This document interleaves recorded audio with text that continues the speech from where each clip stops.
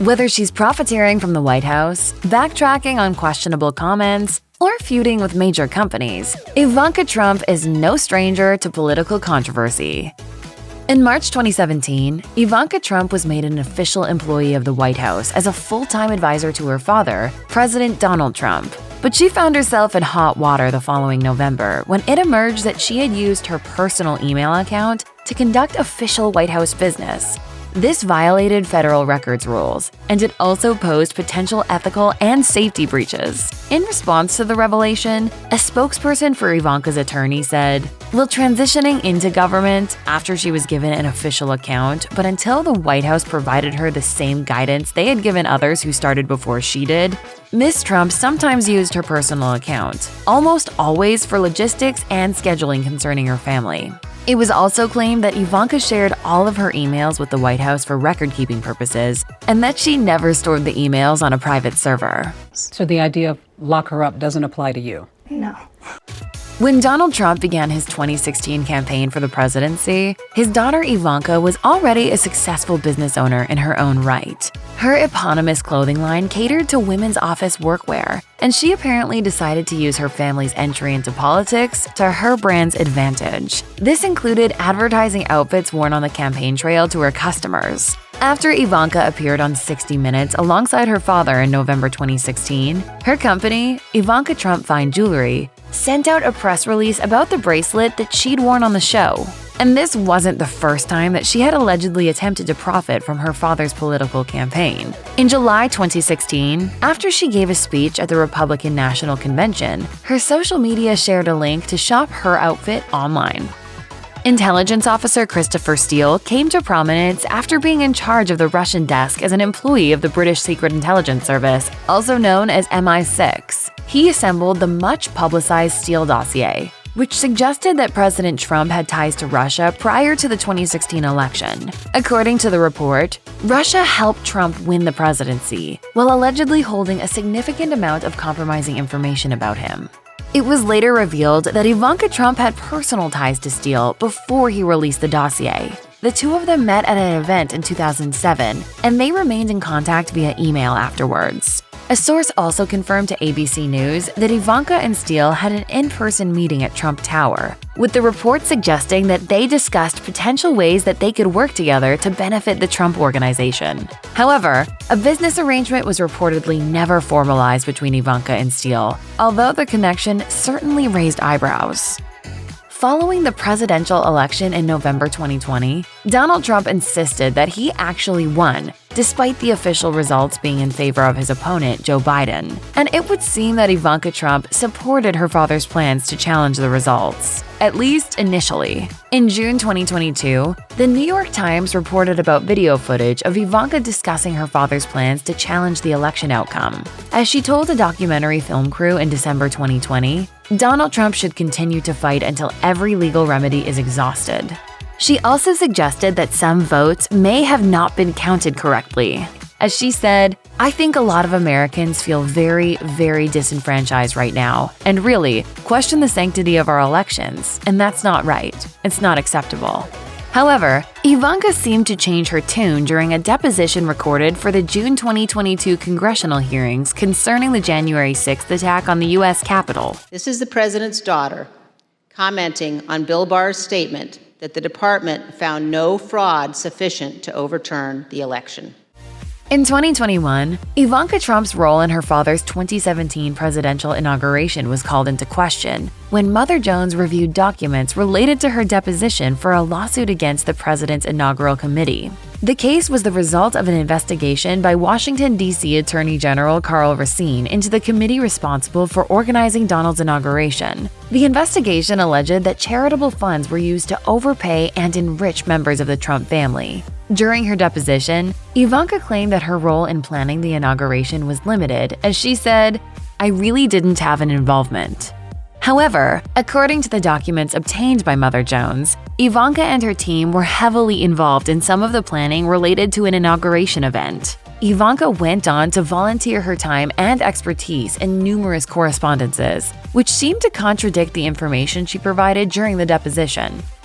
When Ivanka Trump became an official advisor to her father when he became president, She was met with accusations of profiteering from this position within the White House. She and her husband, Jared Kushner, decided not to take any salaries for their advisory roles, but it was later revealed that they made significant financial gains thanks to their positions. In 2021, Citizens for Responsibility and Ethics in Washington, aka CREW, reported that Ivanka and Kushner made approximately $172 to $640 million while conducting their roles in the White House. This included significant income from the Trump Hotel's Washington, D.C. location. CREW's report also claimed that Ivanka continued to generate income from her clothing brand as late as 2019, despite telling the government the previous year that she was closing the business. According to the report, Ivanka also allegedly benefited from the access that she was granted to leaders of state from around the globe.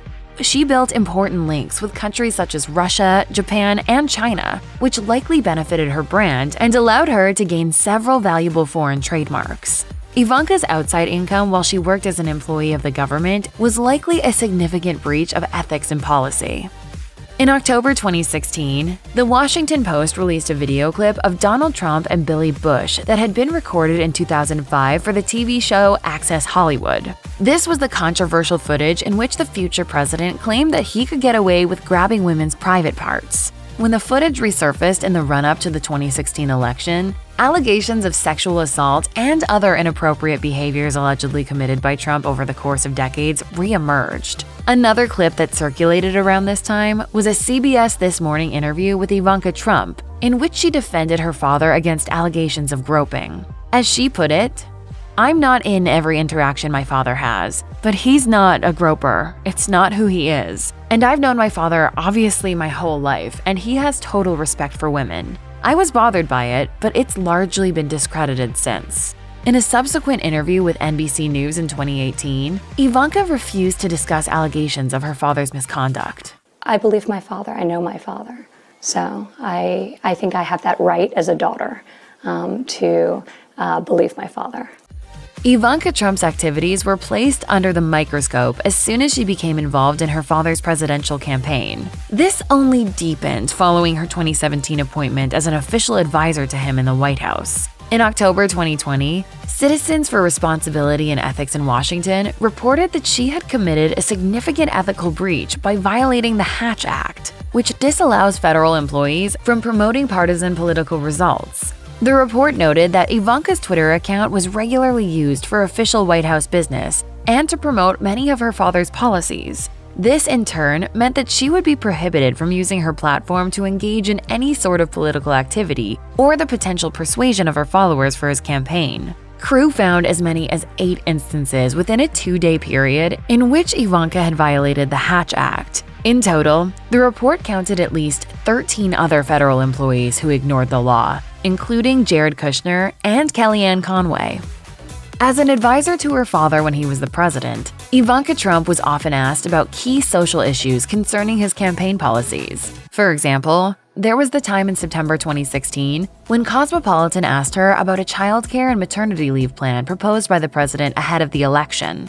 When the discussion brought up the possibility of paternity leave for same-sex couples, Ivanka appeared to be caught off guard. As she answered, "It's meant to benefit, whether it's in same-sex marriages as well, to benefit the mother who has given birth to the child if they have legal married status under the tax code. But the original intention of the plan is to help mothers in recovery in the immediate aftermath of childbirth." When Ivanka was asked why men in same-sex couples wouldn't see any benefit from the new proposal, she responded, "The plan right now is focusing on mothers, whether they be in same-sex marriages or not."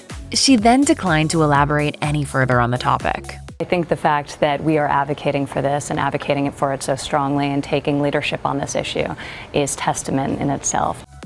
In November 2023, Ivanka Trump was called upon to testify in a civil fraud case leveled against her father and brothers by the New York Attorney General. The case alleged that Donald Trump, Eric Trump, and Donald Trump Jr. had inflated their family's net worth in order to secure financially beneficial loans. Ivanka attempted to avoid testifying altogether by claiming that she needed to be at home in Florida with her 3 children. Nevertheless, she was still called to the stand. Ivanka was removed from the case as a co-defendant, so she faced no charges. But her association with the trial meant that she couldn't avoid the negative press. During her time in court, she claimed that she couldn't recollect a number of business deals that she was involved in while working for the Trump organization. Some publications highlighted Ivanka's seemingly changed physical appearance rather than focusing on her testimony, as they speculated that she may have undergone plastic surgery after leaving the White House. In February 2024, Donald Trump appealed the ruling that required him to pay $355 million.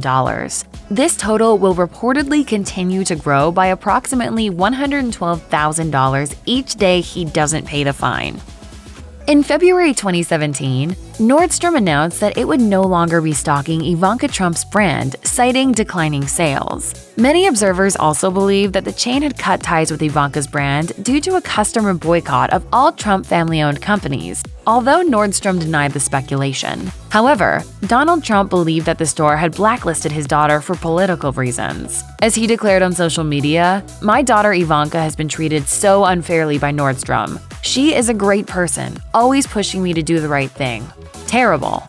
Members of the president's team at the White House also came out in support of Ivanka's brand. However, this was a clear breach of ethics protocol, as federal employees of the executive wing aren't allowed to promote commercial products for sale. Perhaps most egregiously, senior counselor to the president, Kellyanne Conway, appeared on Fox News, where she encouraged anyone watching, "Go buy Ivanka's stuff. I hate shopping, and I will go get some myself today." Oh, and by the way, Nordstrom stock today was up 4%.